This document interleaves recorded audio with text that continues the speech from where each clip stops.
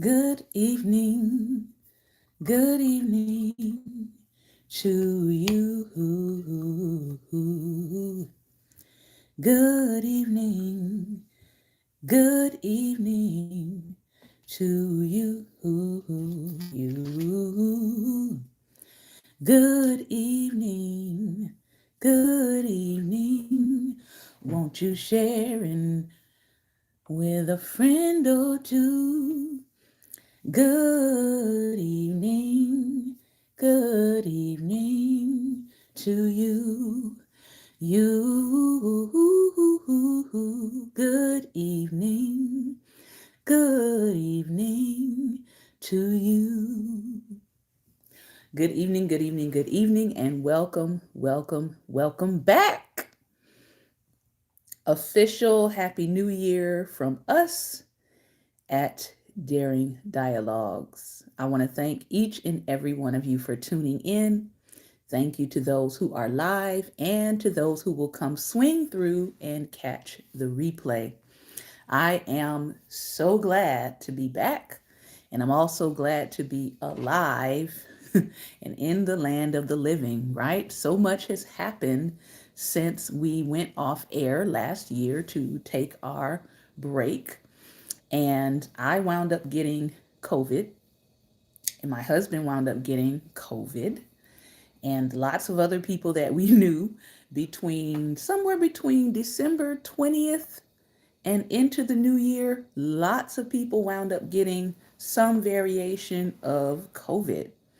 And so a lot of us had to go through a process of recovery. Some people, as one of my friends said very wisely, he said, some people did not make it through what you made it through.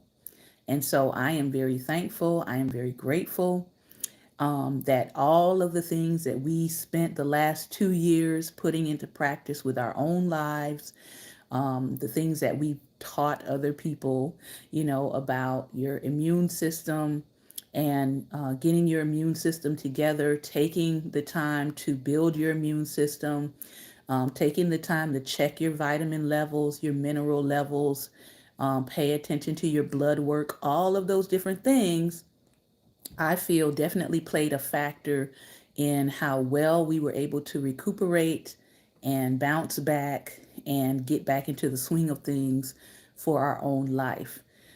Some people, like myself, and others, were dealing with immune compromise issues, and some people were not able to be vaccinated. About 2% of our population, while people around here are like yelling and screaming and demanding that everyone be vaccinated, some people actually could not be.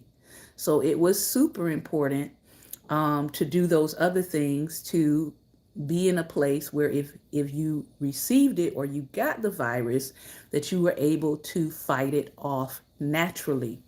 All right. And so, yeah, that went down, that happened. And so, again, I'm glad to be back, glad to be in good health.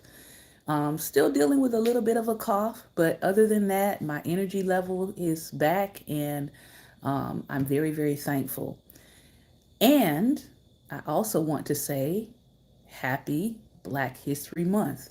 Now, if you've been following us for any level of time, you know that Black history over here is every day, all day, 24/7, 365 days out of the year. Something we say is going to be related to Black people. Why? Because we are in Black bodies. I am a Black woman, I'm a Black Indigenous woman, and so I don't shy away from any part of my heritage. I am not hiding anything. Don't plan to, ain't going to. No amount of coin is worth hiding parts of who you are. Somebody can say amen right there. So tonight I wanted to encourage you to do a couple things before we get into some readings that we're going to be doing this month. And one of them is to go out and get your page of one of the phenomenal Black female artists of our time. And when I say of our time, I'm talking about the 21st century, Edmonia Lewis. Awesome, wonderful work by Edmonia Lewis. She was of the Harlem Renaissance time, and she has now just been given her own postage stamp.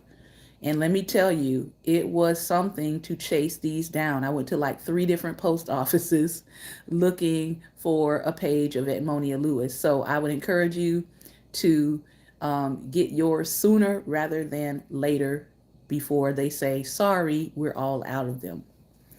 Local post office, Edmonia Lewis. Also, this month, I want to encourage you to invest in Black artists and Black creators. Most of you who have been with us know that I'm a Black artist myself. I create music. I create clothing. I didn't create this piece that I have on tonight, but I create clothing. And you can find my work at robertandshantaeglobal.com. All of my merch is there. It's in one location. So if you want to support my writing, it's there. If you want to support music, it's there. If you are looking to get an art piece commissioned, you can do that by messaging me. But this piece I have on actually comes from Target. Target put together a campaign where they encouraged HBCU students to submit their artistic designs.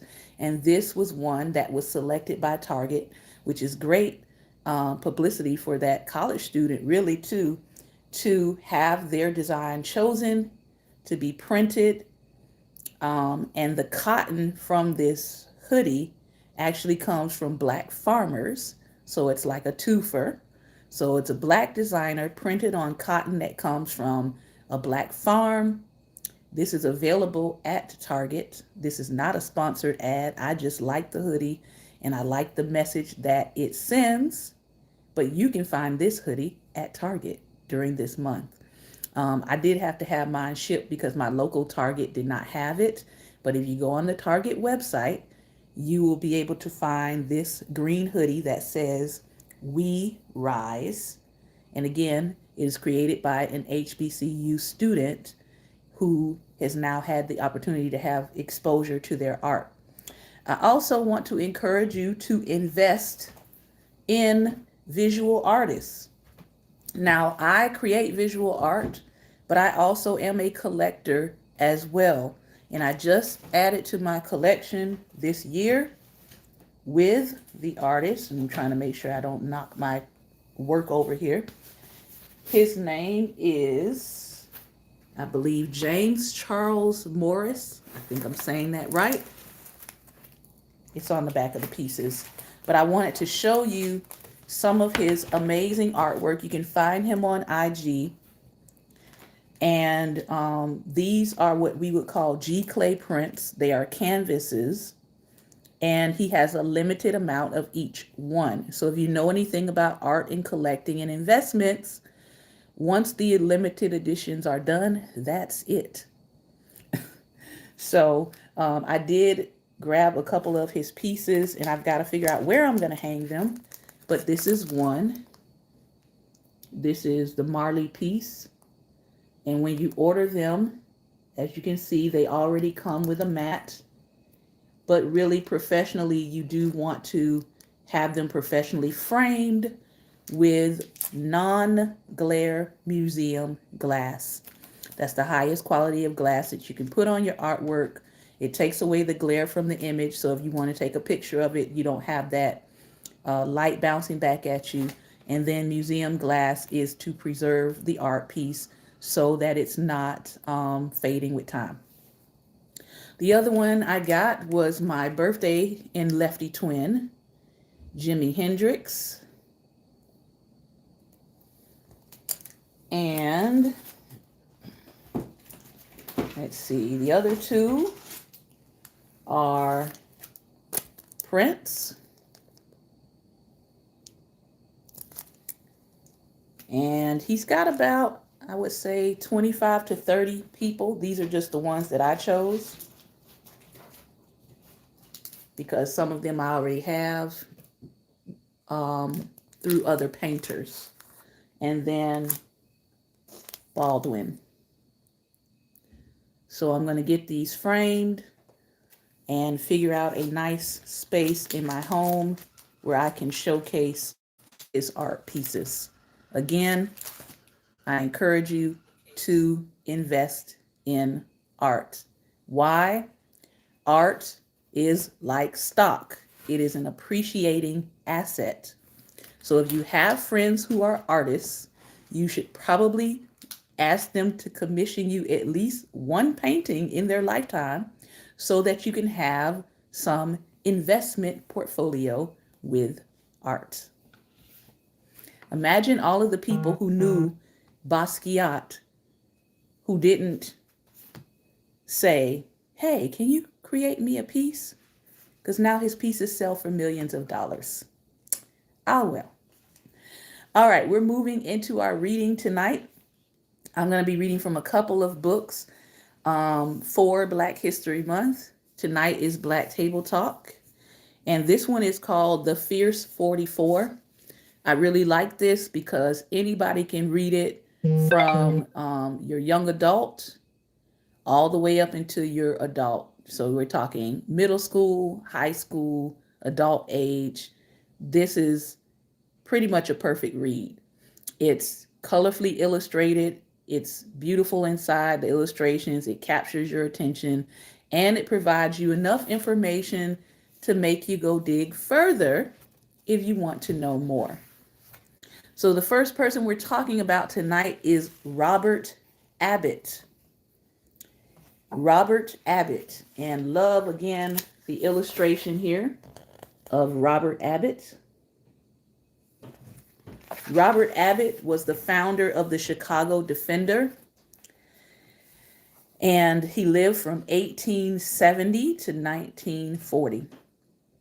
In 1905, Robert Abbott started the Chicago Defender, one of the most important Black newspapers in history, and he started it with just 25 cents, the equivalent of about $7 today. What began as a weekly 4-page pamphlet distributed in the city's Black neighborhoods quickly grew into a national publication with a readership of more than 500,000.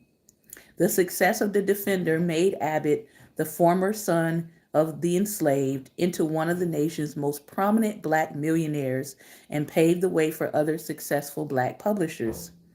At the Defender, Abbott encouraged the Great Migration, in which 6 million African Americans fled the poverty and racially motivated violence of the South for new lives in the West, Northeast, and Midwest. Many of them settled in Chicago, where manufacturing jobs were opening up as World War I was approaching. Now imagine having that much media power in 1905, which is before the founding of all of these fraternities and sororities, by the way. Imagine having that much media power that you encourage the movement of how many people? Anybody heard? 6 million. You encourage 6 million Black people to get up and get going. Abbott was a natural hustler, which helped his reputation and the paper's circulation. When the Defender was initially banned by, of course, white authorities in the South because it encouraged African Americans to abandon the area and head north, Abbott, who was in Georgia, used a network of Black railroad porters to surreptitiously distribute the paper in southern states. His legacy lives on today in Black publications such as Essence and Black Enterprise and Black Table Talk. Just had to put the plug in right there.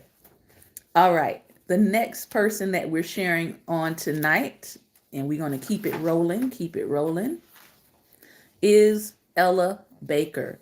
Now, a lot of people know about Fannie Lou Hamer and her work.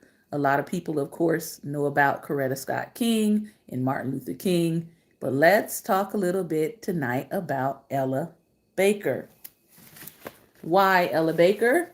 Because she didn't let her gender keep her from defending her blackness.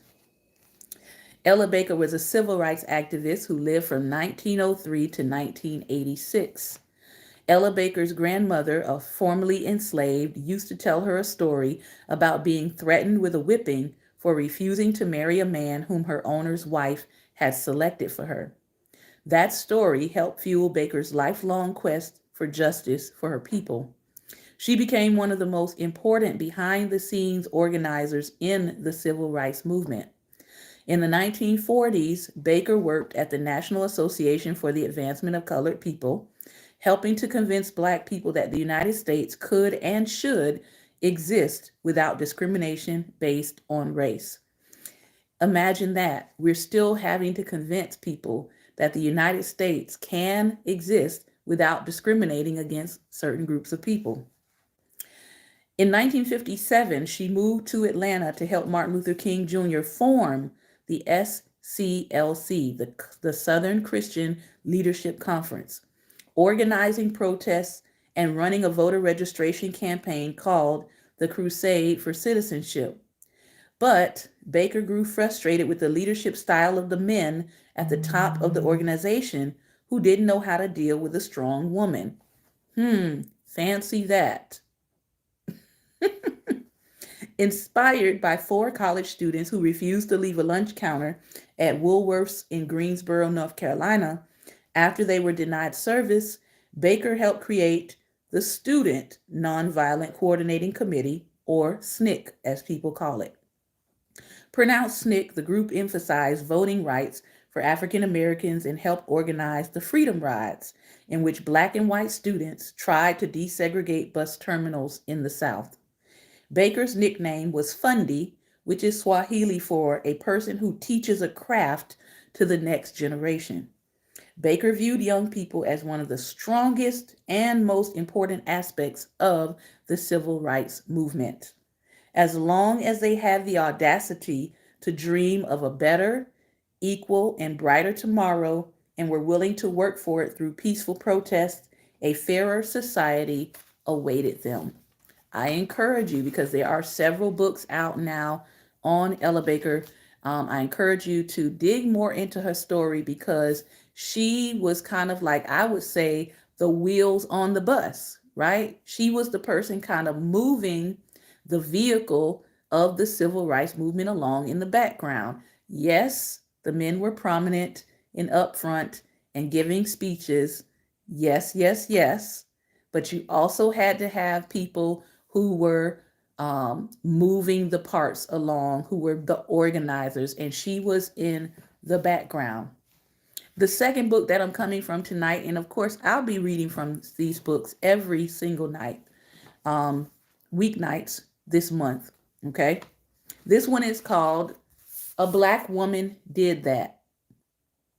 A Black Woman Did That.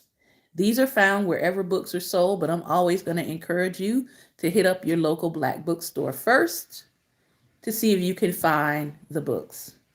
This one is 43 Boundary Breaking, Bar Raising, World Changing Women. Now, all of the women in here are not African American, but we are primarily focusing on African American women. Tonight's African American profile is Jasmine Ward. That's pronounced Jasmine, Jesmyn. And wonderful color illustration of Jasmine Ward. Jasmine grew up on the Gulf Coast of Mississippi.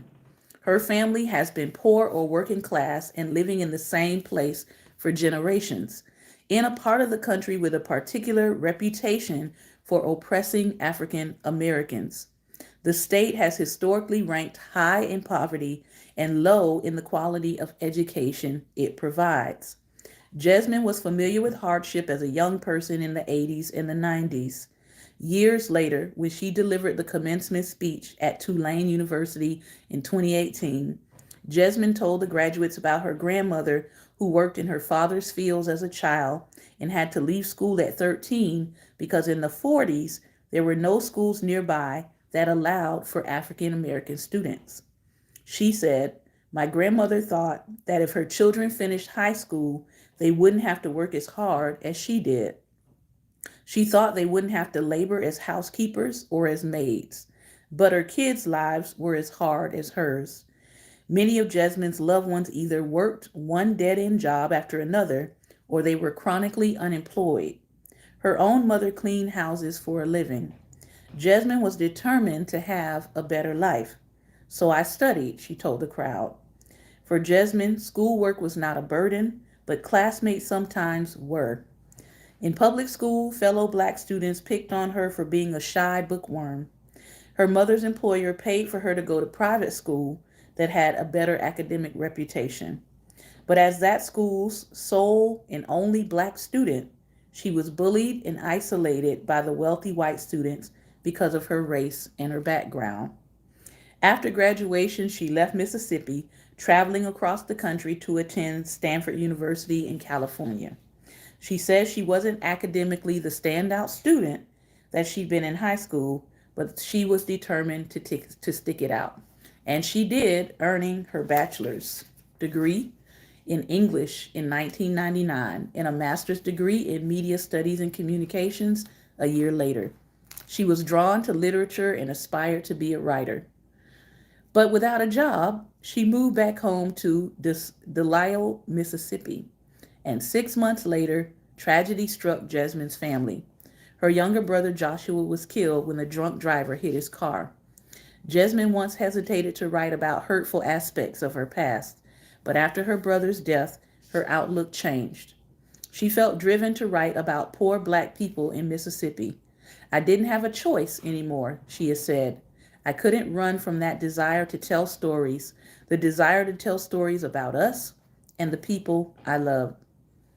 Encouraged by friends, she moved to New York City to work in publishing. She knew she'd rather be writing, but she also knew she had a lot to learn. For 2.5 years, I read. At the end of that time, I wrote and revised one short story. She kept writing and was accepted into a Master of Fine Arts program at the University of Michigan, where she studied creative writing and graduated in 2005.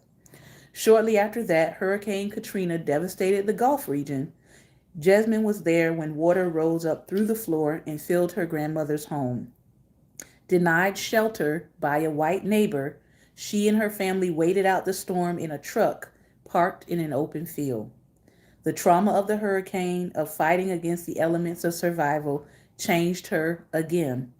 She eventually began to weave her experiences into the novel Salvage the Bones, which is about an impoverished family in the days leading up to the hurricane.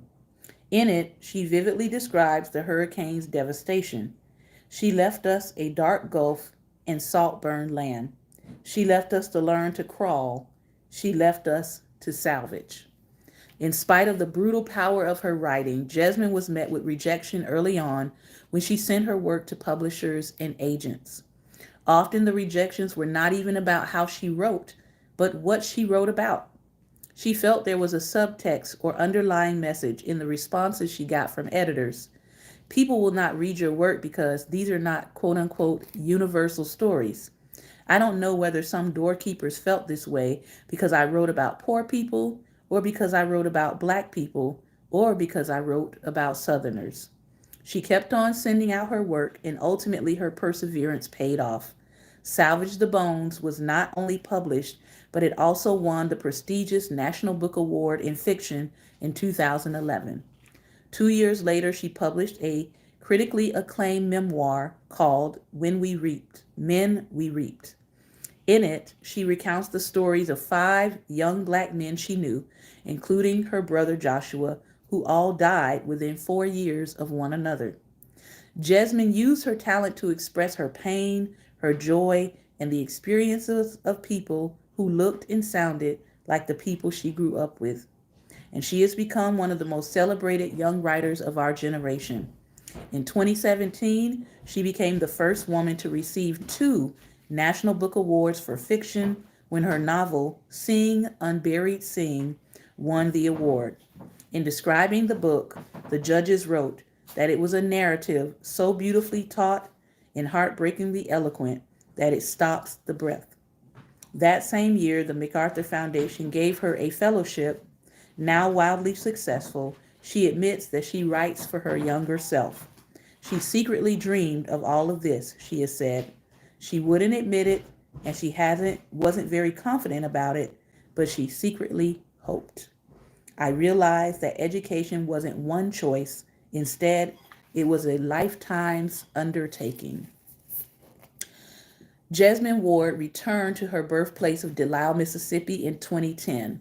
In an essay in Time magazine, she attempted to explain why she decided to return to a place with such an ingrained history of racism. She wrote, I remember that Mississippi is not only its ugliness, its treachery, its willful ignorance. It is also filled with memories of her family, of joy. In 2017, the interview she gave, she said, there's a feeling of belonging and of ease and of knowing who I am that I feel here that I don't feel anywhere else. Sometimes you have to go back to your roots. And my last reading for tonight is coming from a New York Times bestseller, What Color is My World? The Lost History of African American Inventors.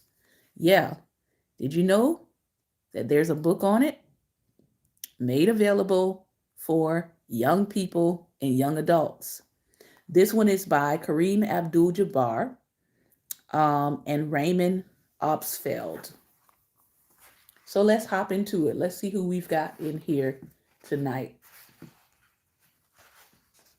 There is a bit of a fictional piece at the beginning that I'm going to skip because I want to get right to the inventors. Dr. Henry T Sampson, born 1934. Henry invented the gamma electric cell. Dr. Henry T Sampson, fast facts. There are 442 nuclear power reactors in the world. 104 of them are in the United States. These reactors provide 14% of the world's electricity and 20% of the United States' energy. Dr. Henry T. Sampson is just as much an action hero as the muscle-bound Samson from the Bible. Born in Mississippi in 1934, Dr. Sampson was the first African American to earn a PhD in nuclear engineering, which he did in 1961. In 1971, he invented something called the gamma electric cell, which converts radiation directly into electricity. It was a big deal, and Dr. Sampson won a bunch of awards for his invention. Here's something interesting about him that has nothing to do with the science. He also wrote books and published and produced documentary films about overlooked African American filmmakers of the 19th and 20th centuries. Now, some people know the next gentleman I'm going to read, but it's always good to get it on record. Granville T. Woods, 1856 to 1910. Induction telegraph. Fast facts. In 1890, there were 163,597 miles of railroad track in the United States. Abraham Lincoln signed the Pacific Railway Act on July 1st, 1862, which paved the way for the Transcontinental Railroad and led to many inventions that improved railroad safety. When Granville T. Woods was 10, he quit school because his family needed the money. He worked in a machine shop that repaired railroad equipment and went nuts over all the electrical machines. He paid guys that worked there to teach him everything he knew and how everything worked. Eventually, he attended college and studied engineering. He invented stuff like a steam boiler furnace for trains, improved the telephone transmitter so the sound was clearer. Thank you, Granville. And even improved the egg incubator. In 1887, he patented his most famous invention, the induction telegraph. The induction telegraph allowed moving trains to send and receive messages from railroad stations, making train travel a lot safer.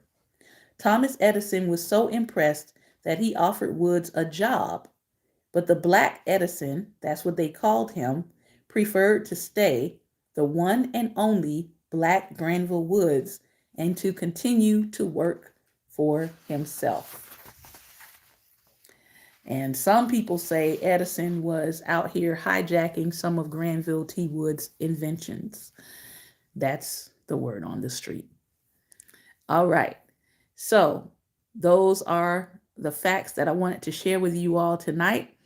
If you want to pop in and share your response and you are on IG, feel free to click on the camera and we will bring you in for your response to tonight's words. For those of you who are listening by podcast, this has been another episode of Daring Dialogues, and I've been your host tonight, Shantae Charles. Remember, light is the most daring opposition to darkness, so continue to go out and be light. We'll see you tomorrow.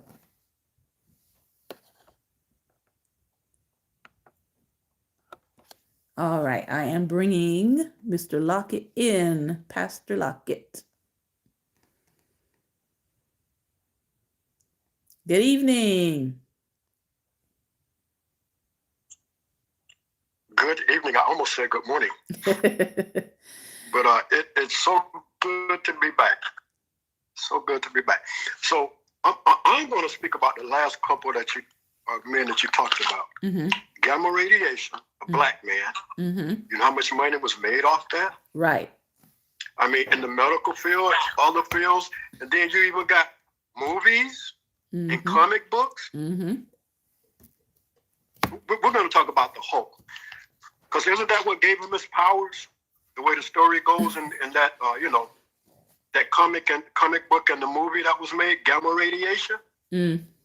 Okay. Now, I wonder if his ancestors are getting any money. Right. Mm-hmm. And also the telegram. Mm-hmm. I wonder the same thing. Do you know how many movies that was in? Western movies and stuff? Mm-hmm. Mm-hmm. I wonder if his ancestors are getting any money. Right. Mm-hmm. See, we know Thomas Edison, folks. They're bankrolled. We know that. Yep. So, and then I just had to deal with somebody tonight. The race card, Flores, right? The race card. All else fails, play the race card. And I say what I usually say. Wait a minute. Your people invented the game, stacked the deck in your favor, gave us the cards they wanted us to have, so you got no say-so when we play the card that you gave us. You don't like the game? Change it. And make it feel even. That whole notion of a race card, I'm like, y'all created the deck.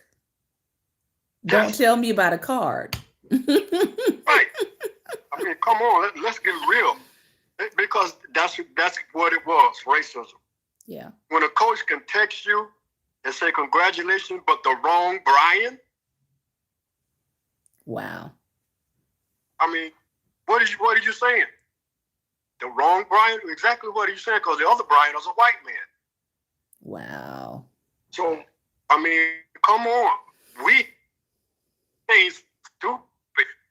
And then you got a coach that tried to pay you to take, and somebody say, well, I'm going to go out on a limb and say that he didn't do that. He didn't try to pay him. But even before Flores was fired, that was out there. That not that he tried to pay him, but that he wanted him to take a couple of seasons so we can get higher picks. But Flores didn't do that. He wanted to win. See? So, this, like I said, the whole truth will come out by the end. There's some things beginning to come out.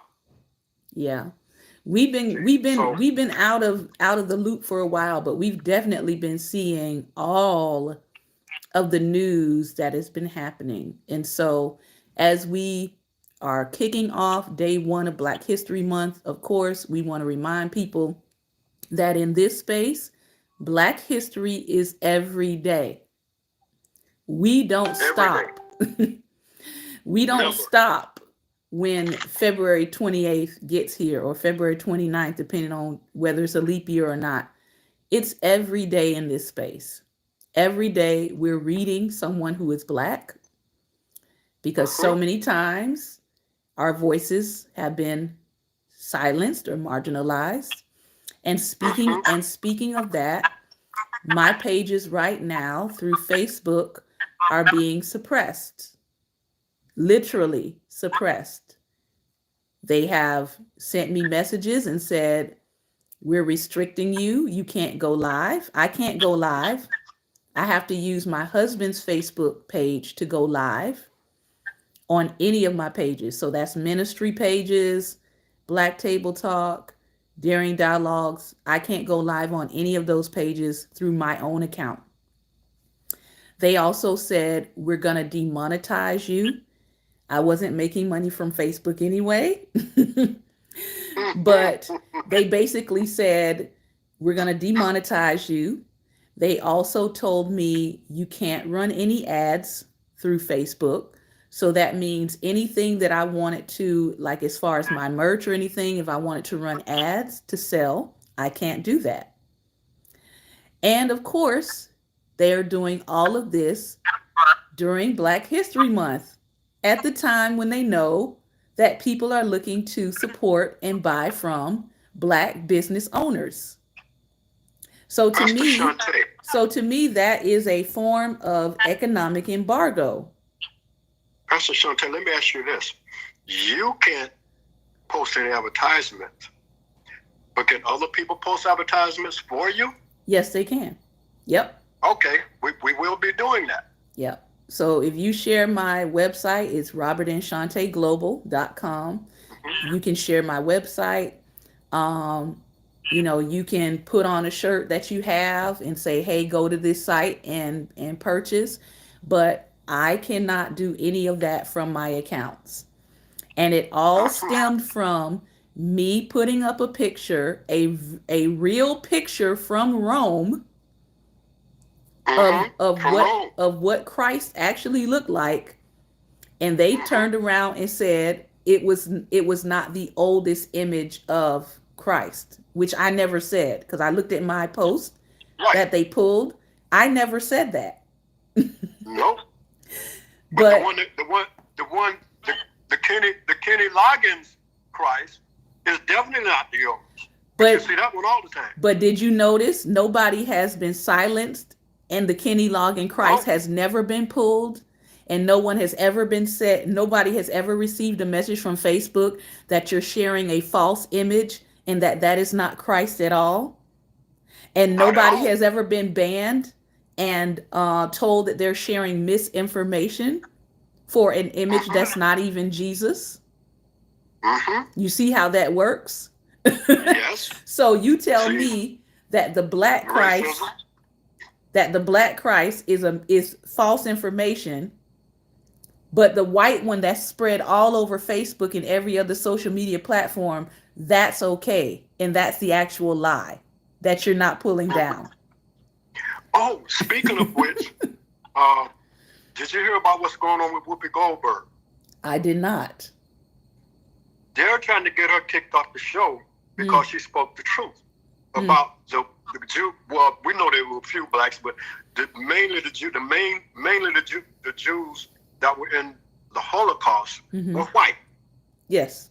Oh, so now she's anti-Semitic. What? Right. They went there.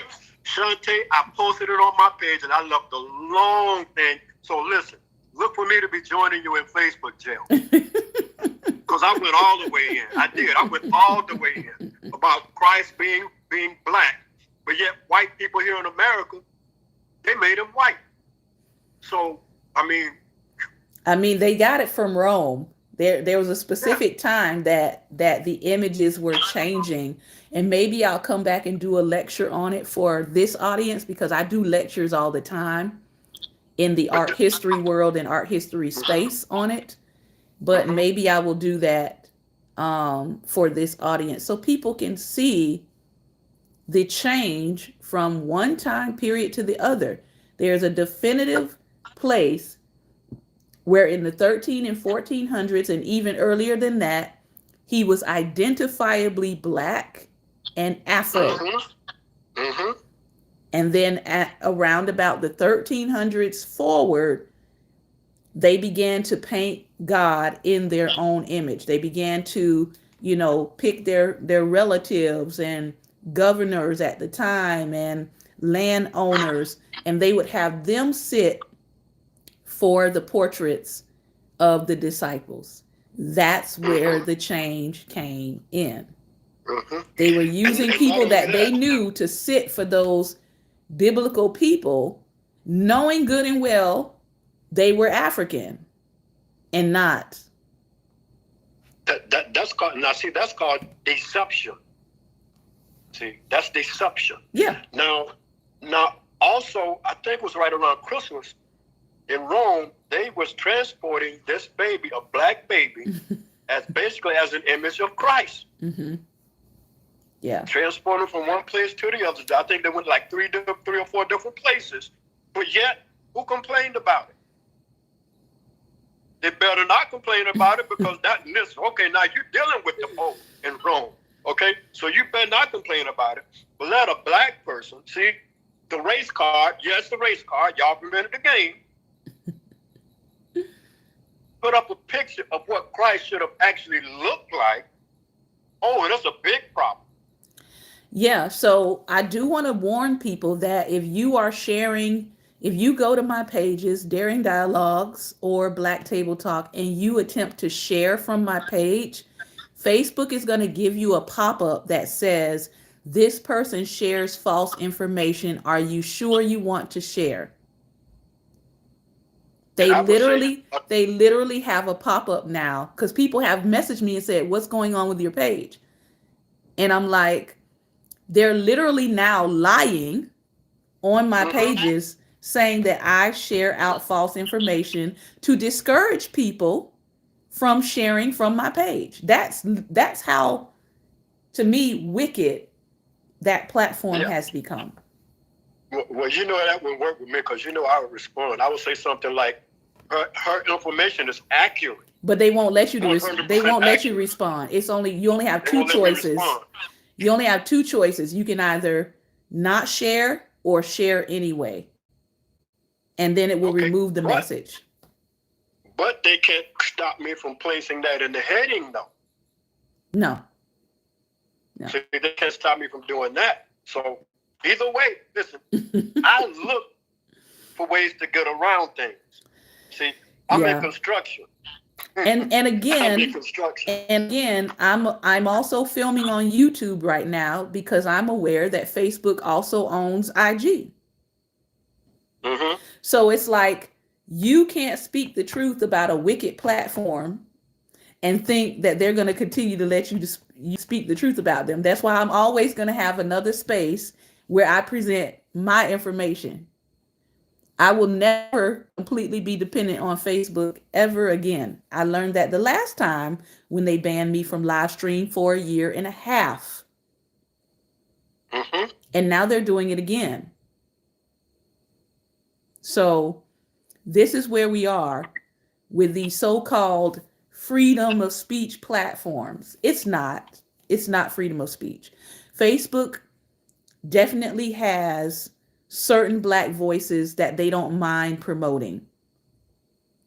If it's light, if it's not too serious, if it's not calling out white supremacy, if it's not calling out racism, if it's not calling out the neo-Nazis, any of that, and you're a Black content creator and you're just doing lighthearted things or comical things, right?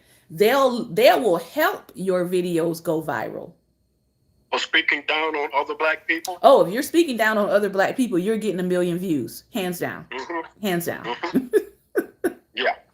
If you're speaking against Black people, if you're promoting white supremacy in any way, shape, or form, you're getting 1 million views.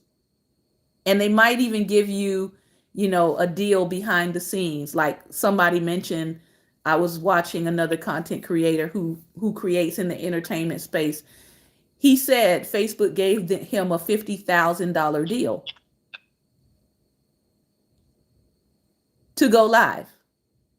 So that tells me there is specific content coming from Black people that they will receive, and then everybody else who's telling the truth, they will ban you from going live because they're going to be over here paying these people to go live. Mm-hmm. And that's how we keep a people unconscious. And you think that it's just randomly happening. No. Facebook is actually paying certain content creators to produce content while they bury other content. Oh, listen. My nephew, his page got hacked. Facebook page got hacked, right? Mm-hmm. So he created another one. Now he has this thing called, what is it called? Let's Talk, mm-hmm. right? No, Real Talk, right? Where he talk about many different subjects, and it gets raw, it gets real. He had me on it because he was inviting ministers on, and nobody would accept the challenge because he comes at you. He's a believer, but when he does his thing, it doesn't matter. His gloves off, I'm coming hard, mm-hmm. right? So he invited me because he saw something I posted on Facebook. I said, sure. I went, he was throwing questions at me, and I was answering left and right. Answering. His eyes just got wide as mouth. I'd be saying, man, you answering everything. I say, because I study and I am connected. I say, I'm connected to God by the Holy Spirit. I said, some of these answers, they're coming from the Holy Spirit. I told him just like that. So, and he couldn't dispute any of it because it all lined up with Scripture. And he would even pull up Scripture, you know. Mm-hmm. So that's the difference. See, you and I and other ministers, we're not out here trying to fake it. We're not out here trying to please people. We're serious about what we do. And you're not going to buy us. You're not going to buy us. But anyway. I've seen what life bought looks like. Mm-hmm. And again, once you are a content creator that depends on Facebook for your income, if Facebook pulls the plug, there goes your income. Yeah. So I am making it my business to not be dependent on Facebook for my future and my income. Because plain and simple, a lot of the people running their analytics are white supremacists. How do we know this? Because they never block white supremacists. I was going to say, could you tell us the story about the Proud Boys again? Well, a couple of months before the Proud Boys, I forget which state it was in, a couple of months before the Proud Boys actually wound up killing someone, I had reported all of their Proud Boy pages because they had pages based on where they were based. And I reported all of the Proud Boys pages to Facebook. And Facebook said, none of these pages violate our community rights, our community standards. I'm like, they're spewing hate. They're spewing racial hatred items and words and memes and all that. But Facebook said none of these pages violated their community standards. So I left it alone. I said, okay. And I screenshotted the reports that I made to Facebook. Mm-hmm. Next thing you know, a couple months later, Proud Boys get into it with somebody. They wound up, I think, beating the person to death. All of a sudden, Facebook makes this big old news report. Oh, we're taking them off the platform. We do not tolerate this kind of hate. Da da da da da. I'm like, liars, mm-hmm. liars. Mm-hmm. And they actually supported it by not taking it off. Right. They allowed it to grow. Right. So if they didn't support it, they would have taken it off once you made your report and they saw it for themselves. Yep. So that was a lie. It was public relations at that time. It was. So once they killed somebody, they had to go there. Right. See, but they supported it. So don't bring this to us because we ain't that dumb. Yeah, so that was like my one of my first times recognizing that Facebook was actively letting certain hate groups remain on the platform and grow in size and number and membership. Mm-hmm. I had my own proof because I reported all the Proud Boys pages myself. Mm-hmm. And Facebook told me we not taking them down because they don't violate community standards. They did not jump up and take anything down until it became a huge deal because they killed someone in an altercation. Like they had like a protest altercation. They killed somebody. And then Facebook was like, oh, we do not tolerate any of this hateful material. We're taking them down. I'm like, don't try to come in and play hero. Don't do that. Don't do that. So, yeah. What is happening to me, and it's also happening to other content creators. There's at least 3 other content creators I know right now who are all Christians, by the way. Christians Mm-hmm. and black. But yet our pages are getting banned. I wonder why. They too cannot go live. They can't you know how some people use their Zoom or they use a streaming service and Mm-hmm. send their stream out to Facebook? They can't even do that either. So it's not just me. This is happening across the board. And from my understanding, my ban is 90 days, but it may become longer if I keep talking about it. Why? Because they listen on the platform. So for right now, I am banned from live stream through March, which ironically is Black History Month and Right. Women's History Month. Mm-hmm.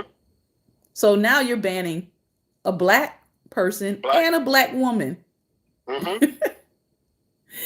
during Black History Month and Women's History Month. Make it make sense. That's coincidence. Make it make sense. So yeah, anyway, they would like us to just think that this is all coincidence and has nothing to do with the analytics and has nothing to do with your economics, but it is what it is. And you just have to understand, if you're going to be in this space, if you're going to be somebody who tells the truth, if you're going to work in media, if you're going to do anything journalistic, if you're going to teach on history and the truth of history and what happened, just expect opposition from media titans. Mm-hmm. Because unless you're working for them, you're working against them. Plain and simple. Mm-hmm. And this is a part of what happens through media, which is the control of content, which is why we ask that you support us as independent content creators. Because us remaining independent means we get to speak the truth without someone trying to muzzle our mouth or our Right. pen. So, if you want to join us on a monthly basis, you can subscribe to our podcast, anchor.fm/Daring Dialogues. You can give at least 90, there's an option to give 99 cents a month. That's $12 a year just to support what we do. On Patreon, we are Daring Dialogues, patreon.com/Daring Dialogues. There are 3 different levels of support there. So there are monthly options to support what it is that we do in this space so that we can keep putting out content. And I have my own business, several of them. So if you're a person who is like, I want something for my money, go to our website, robertandshantaeglobal.com, click on our merch, see what's there, see how you would like to support what it is that we do. So, Pastor Ben, final thoughts. I know it's a lot. We need to be woke. Listen, Stay woke. the while we're talking about staying woke, we have a whole slew of white supremacists out here and white nationalists demanding that people go back to sleep. Yes. removing textbooks from classes and all this stuff. They want you dumbed down so you can be like those that blindly followed their leader, the ex-president, and don't even realize that you've got 61 court cases that's been thrown up because there was no evidence. I mean, dude, when you go before a judge, that's what you do. You present all your evidence because you want to win. But yet they got thrown out, and one with prejudice, which means you better not never bring this foolishness back up in here. One with prejudice, and it's because why? There was no evidence. But they don't get it. Why? Because they're dumbed down. And he's playing to the hatred of people of color. Yeah. So as we are going through this month, you can join us here. I encourage you to invite other people. We're going to be reading all month long about Black people, Black excellence, Black achievement, Black inventors, Black, and blackity black. There will be no profanity. But there are white authors. There are white authors who are talking about this subject as well, but we are focusing primarily on just getting out some basic information and facts that a lot of people don't know. And like again tonight, I just shared 3 books that you can go out, and they are simple enough for your young person to read. So if you want to invest in, I would say, your middle school to your high schoolers who've got to do reports and writing, this is on inventors. This is on 44 Black Americans. And this one is called A Black Woman Did That. Okay, so we've complained enough years about not having the resources out here. And now that the resources are out here, we need to invest in them. So I'm going to leave it there. This has been another episode of Daring Dialogues, and I've been your host tonight, Shantae Charles, Black Table Talk Edition. Remember, light is the most daring opposition to darkness. So continue to go out and be light. It doesn't matter how many times someone tries to shut you up or someone tries to suppress your voice. Keep on speaking. Go to another platform. Create your own platform. Start a blog. Start a podcast. Do whatever it is and use whatever means and method you can in order to continue to fulfill your role as a truth teller. If you are a writer, if you are a researcher, if you are an orator, if you are a blogger, whatever you feel that, whatever medium you feel you're supposed to be using to get the truth out, do it. Facebook is thankfully no longer the only social media platform. You got Snapchat, you've got TikTok, you've got Mighty Networks, you've got YouTube. So there are other platforms that I am using, and I encourage you to use to get your message out. Do not be suppressed by one platform.